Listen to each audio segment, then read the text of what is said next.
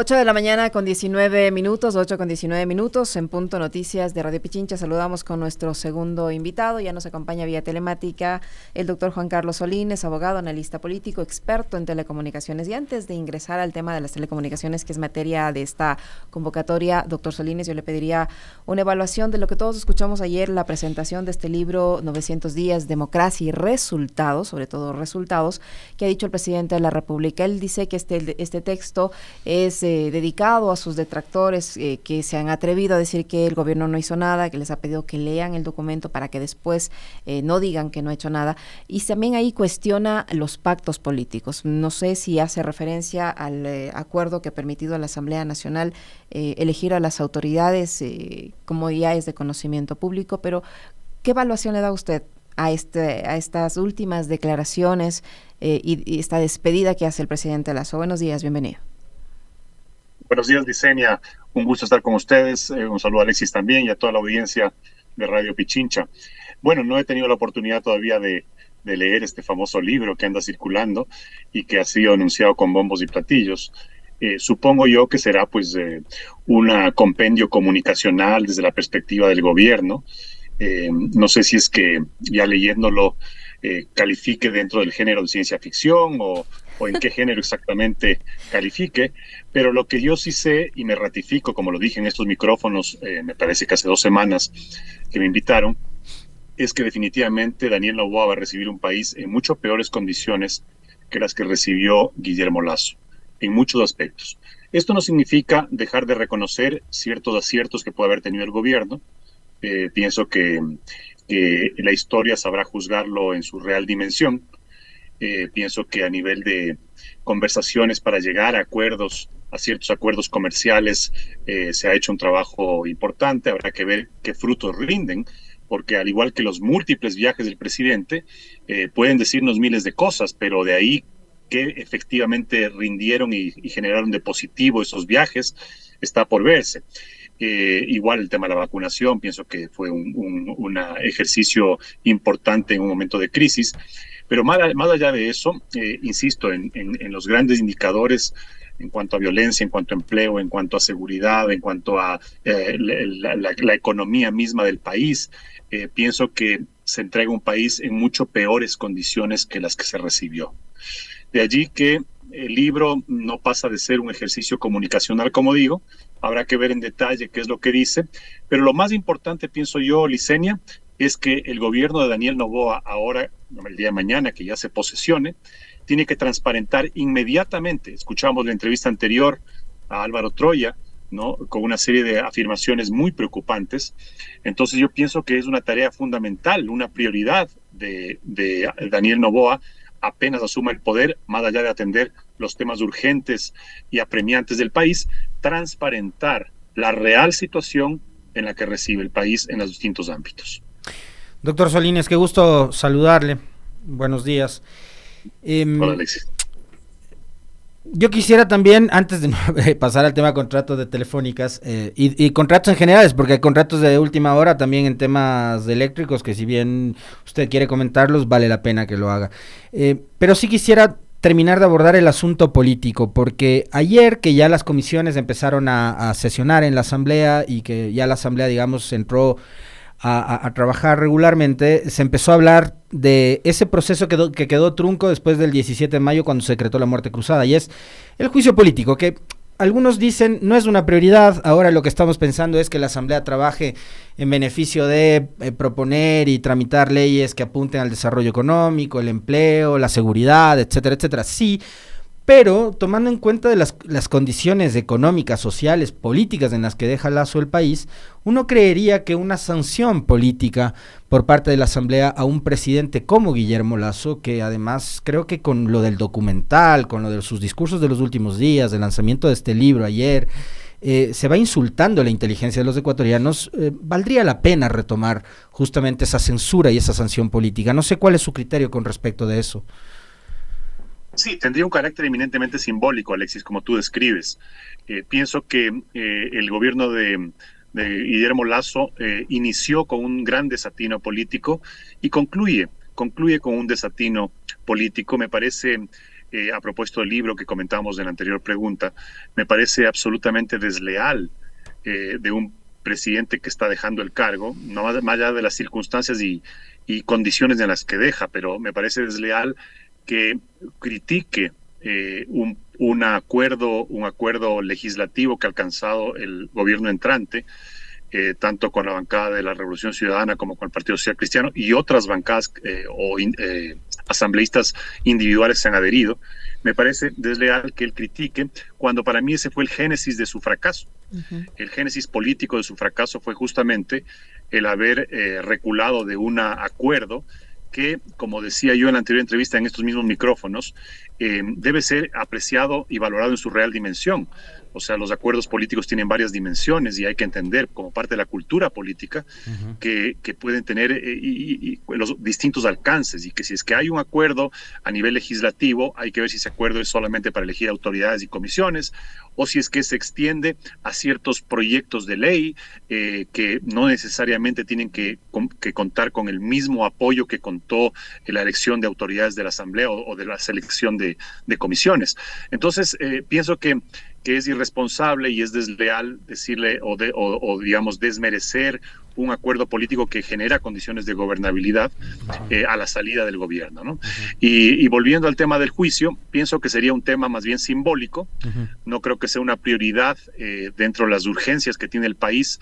Sin embargo, como tú bien señalabas, Alexis, sería un mensaje claro de la inconformidad y del rechazo a una gestión que se ha visto empañada no solamente en escándalos y en múltiples denuncias de corrupción, sino en estos desatinos políticos hasta el final.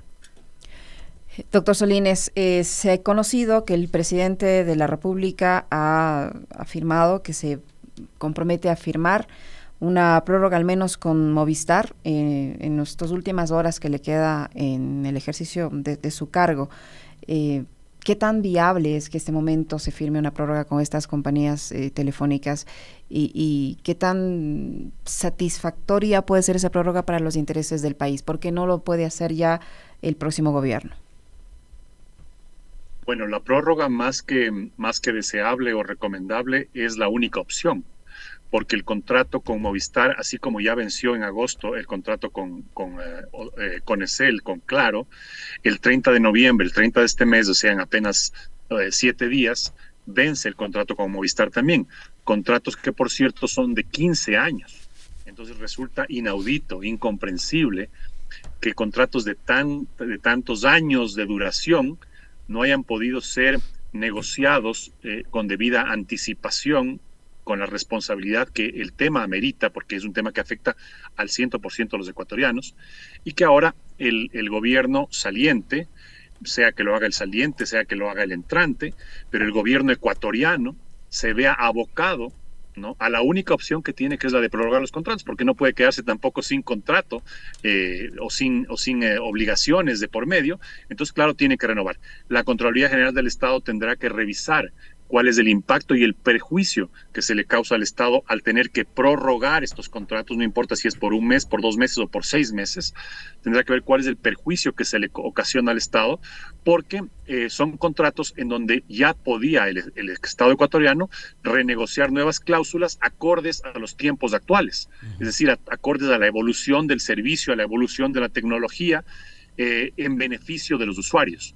Eso no se lo ha hecho, no se lo ha logrado.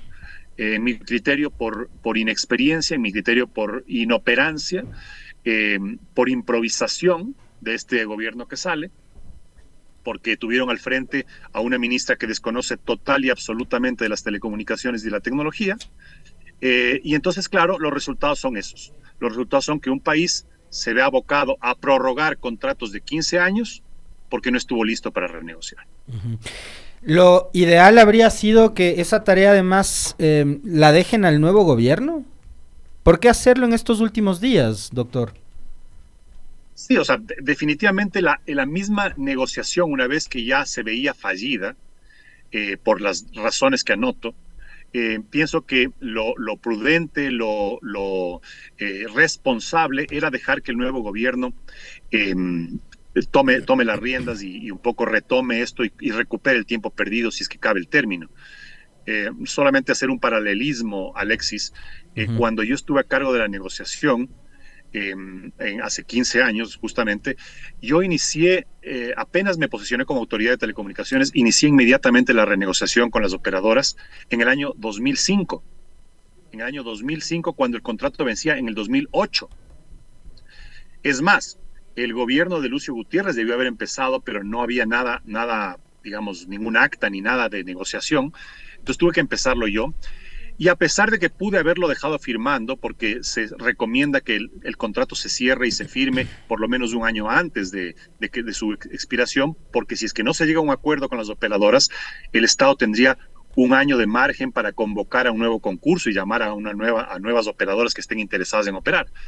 Pero digo, a pesar de que yo podía haber cerrado, por respeto con el nuevo gobierno recién electo en el 2006, yo entregué absolutamente toda la negociación, más de 70 actas de renegociación firmadas con un veedor de la OEA en todas y cada una de esas sesiones conjuntas con las dos operadoras, absolutamente transparentes. Entregué todo lo actuado, todo lo negociado al nuevo gobierno, es decir, al gobierno de Rafael Correa, para que ellos, en el año que todavía tenían, puedan revisar, puedan reabrir, puedan renegociar todo lo que a bien tuvieran. Eso fue un acto, Alexis, esencialmente de respeto a una nueva autoridad elegida que iba a asumir el gobierno y que debía concluir y revisar un contrato que era para los próximos 15 años. ¿No? Esa creo que fue la actitud responsable. Ahora, yo venía diciendo que debería hacerse lo mismo, pero por otras razones. En este caso, porque no se hizo nada, porque poco se avanzó, porque nada se comunicó, porque no se permitió que la veeduría nombrada por el Consejo de Participación Ciudadana y Control Social se posesione el cargo, a pesar de que estuvo designada desde enero. Recién en mayo les permitieron incorporarse a las conversaciones que se tenían, y en junio se suspendió la renegociación. Entonces, frente a todos estos digamos, errores y desatinos de la negociación, yo siempre sostuve que debía dejarse al próximo gobierno sin saber quién iba a ganar. Ahora, doctor Solines, usted dice que se debería aprovechar para que estos nuevos contratos tengan otro tipo de cláusulas que beneficien más a los usuarios y que beneficien más al país. ¿Cómo debería ser la negociación nueva, la definitiva, no esta prórroga, sino la que ya les permita tener un contrato a largo plazo, pero apegado a la realidad? Mi experiencia, Licenia, es que hay que evitar a toda costa, en primer lugar, que esta negociación y el contrato se politice. Las telecomunicaciones, la tecnología son ámbitos técnicos que deben estar guiados por técnicos, expertos en las materias, y por tanto, cuando comienzan a haber voces disonantes de afuera que dicen, es que el negocio de la telefonía móvil es un negocio redondo, se sacan miles de millones, de que cobrarle 5,000, 8,000, 10,000 millones de dólares, están hablando sin conocimiento técnico. Entonces, lo primero que hay que hacer es entender o dimensionar cuál es el mercado actual, que no es el de hace 15 años, que no es el de hace 8 años, que ni siquiera es el de hace 3 años. Un mercado en donde ya prácticamente no se utiliza voz, se utiliza esencialmente datos. Los datos son menos rentables que lo que era la voz en su momento. Hay que ver cuáles son los hábitos de consumo, hay que ver cuáles son las perspectivas de nuevos servicios, porque cuando hablamos, por ejemplo, de un todavía muy lejano 5G para el Ecuador, porque es otro de las deudas que por irresponsabilidad deja este gobierno, que ni siquiera hicieron lo básico para dar el paso a 5G, que es despejar las bandas del espectro radioeléctrico. Entonces el Ecuador está muy lejano del 5G y todavía tiene que completar una tarea importante de cobertura de 4G. Pero decía, hay que prever un poco, hacer un análisis de qué se viene con el 5G, ¿no? Qué nuevos servicios, qué nuevas aplicaciones se van a servir, qué nuevas formas de explotación va a tener el servicio para poder dimensionar. Y luego hay que escoger un modelo también de manera técnica, un modelo de la concesión, es decir, ¿qué quiere el Estado ecuatoriano sacar por la concesión? ¿No? Lo primero que se le apetece a los gobiernos, a cualquier gobierno, es sacar dinero, sacar cash. Pero eso realmente beneficia al ecosistema de las telecomunicaciones y de la tecnología. Eso realmente beneficia a la penetración estas tecnologías de comunicación a las zonas que no están atendidas actualmente, a las zonas inhóspitas, a las zonas más alejadas de la civilización, que no cuentan con mecanismos de conectividad. Eso tiene que plantearse el gobierno desde una perspectiva técnica. Evidentemente, tiene un componente político porque tiene que saber el gobierno qué quiere.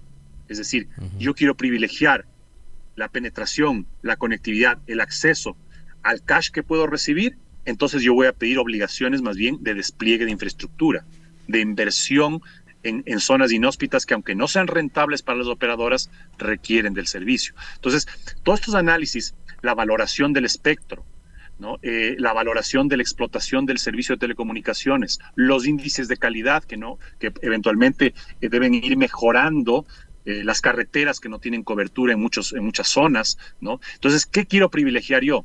Que todo el país esté comunicado y conectado, que uno no se le pierda la señal cuando esté en una carretera, que uno no llegue a cualquier pueblito y tenga señal, o quiero privilegiar el recibir cash porque mi caja fiscal o mi déficit fiscal es muy grande. Entonces, todos estos temas hay que analizar y, claro, por la falta de transparencia y la falta de preparación del actual gobierno, no se conoce nada de esas políticas. Y habrá que ver también qué tipo de regulaciones, doctor, a propósito de lo que usted decía, estos avances tecnológicos, la llegada del 5G, por ejemplo, se puedan implementar para el uso de la inteligencia artificial, ahora que estamos en la época de la posverdad y demás. Serán temas sobre los cuales hay que conversar algún rato, ojalá podamos hablar sobre eso también.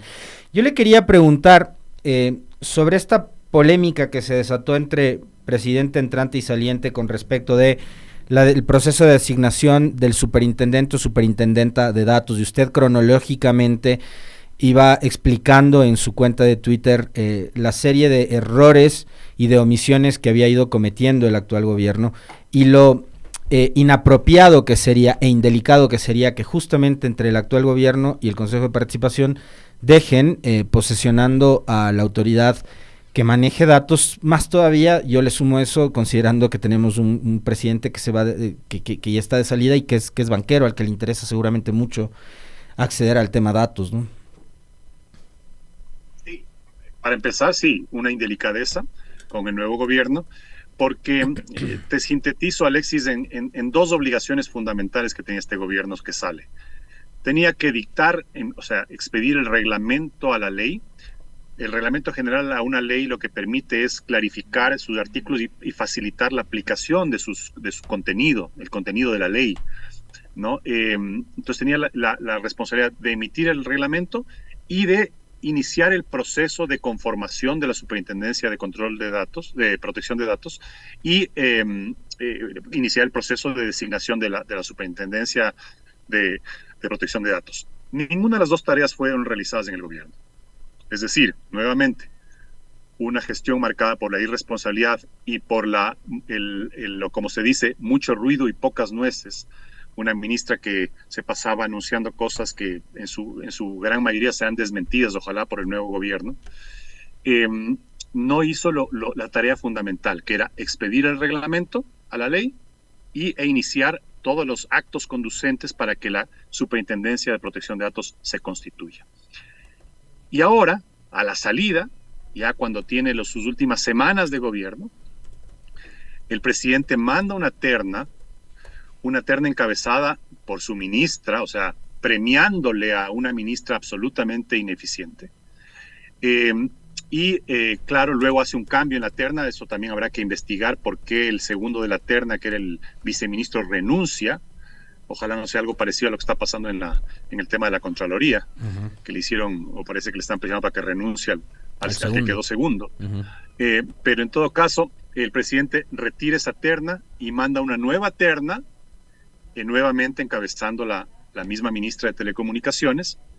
Y claro, cuando comienzan las críticas, en mi caso personal también las hice, de que cómo puede ser posible que mande al final del gobierno una terna para superintendente de telecomunicaciones y no haya tenido la responsabilidad básica de emitir el reglamento. Entonces, entre gallos y medianoche, se emite el reglamento hace 2 semanas.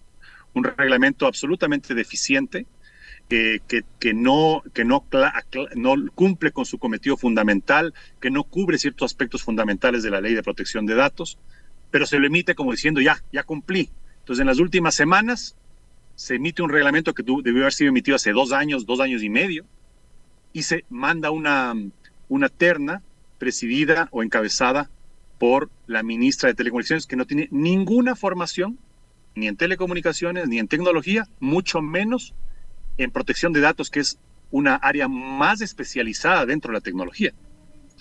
Entonces, claro, eso solo denota un nuevo desatino, una nueva indelicadeza del gobierno que sale, y ojalá que eso pueda ser corregido por el presidente Daniel Noboa. Doctor Solínez, hay que ir a la fuente, ¿no? Uno en redes sociales lee barbaridades y las redes sociales, como antes del papel, aguantaban todo. Y hay cuentas a las que, por supuesto, yo no les iba a dar crédito si no recurría a la fuente. Le hubiera preguntado por WhatsApp, pero lo voy a hacer públicamente. El presidente Noboa ha conversado con Juan Carlos Solínez, le ha llamado y le ha dicho, quizás, Juan Carlos, te necesito en mi equipo, quiero que seas del ministro de Telecomunicaciones, ¿o no?